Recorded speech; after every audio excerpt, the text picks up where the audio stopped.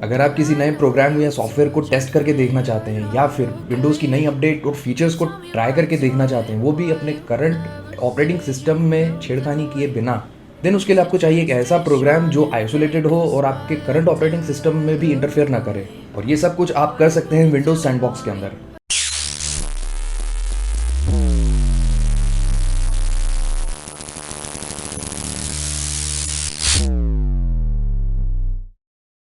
Windows sandbox एक temporary virtual machine है जो विंडोज 10 और 11 में बिल्ट इन होती है, जिसमें आप सॉफ्टवेयर्स को रन करके टेस्ट कर सकते हैं, वो भी अपने करंट ऑपरेटिंग सिस्टम में किसी तरह का इफेक्ट किए बिना। इसको आप सिंपली ऐसे समझ सकते हैं, आपके विंडोज कंप्यूटर के अंदर एक और विंडोज कंप्यूटर, और एक काफ़ी लाइट वेट डेस्कटॉप एनवायरनमेंट होता है। इसको मिनिमम 100 MB तक का स्टोरेज चाहिए होता है, और उसी के साथ ये टेम्पररी है। मीन्स जब आप इसको बंद करेंगे तो जितने भी सॉफ्टवेयर आपने उसमें इंस्टॉल किए हुए हैं वो सब डिलीट हो जाएंगे, और ये जब भी आप इसको रन करेंगे आपको हर बार एक फ्रेश विंडो मिलेगी। इवन आपके मेन सिस्टम में अवेलेबल ऐप्स भी आपको सैंडबॉक्स के अंदर नहीं मिलेंगे।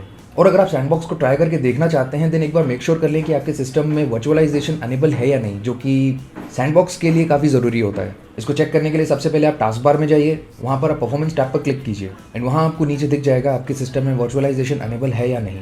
अगर अनेबल नहीं है देन आप ये कर सकते हैं, आप बायोस में जाकर उसको अनेबल कर सकते हैं। अगर आपके पास AMD सिस्टम है देन आप बायोस में जाइए, एडवांस मोड पे क्लिक कीजिए, उसके बाद जाइए एडवांस टैब में, उसके बाद क्लिक कीजिए CPU कॉन्फ़िगरेशन पर, और वहाँ पर SVM मोड को अनेबल कर दीजिए।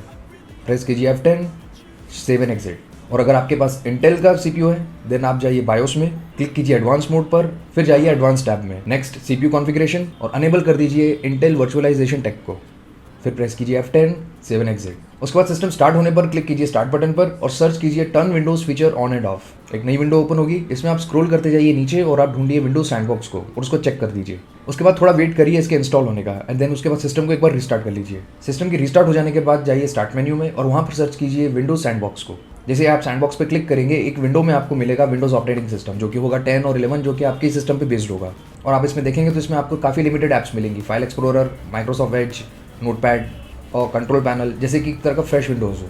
अब अगर आप किसी सॉफ्टवेयर को ट्राई करके देखना चाहते हैं देन आप उसको सैंडबॉक्स में ही अलग से डाउनलोड करके चेक कर सकते हैं, या फिर आप अपने मेन सिस्टम में से फाइल को कॉपी कर सैंडबॉक्स के अंदर पेस्ट भी कर सकते हैं।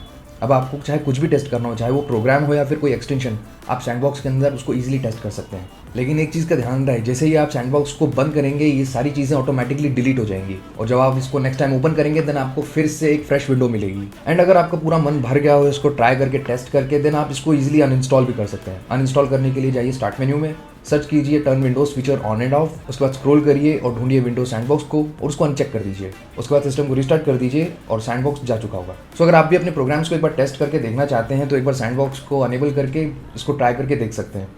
एंड ये सारे स्टेप्स मैंने नीचे डिस्क्रिप्शन में भी मेंशन किए हुए हैं। अगर आपको कोई भी डाउट हो तो स्टेप बाय स्टेप वहाँ से भी फॉलो कर सकते हैं। उसके अलावा वीडियो पसंद आई हो तो please like, share and subscribe, and मैं मिलता हूँ आपसे अगली वीडियो में।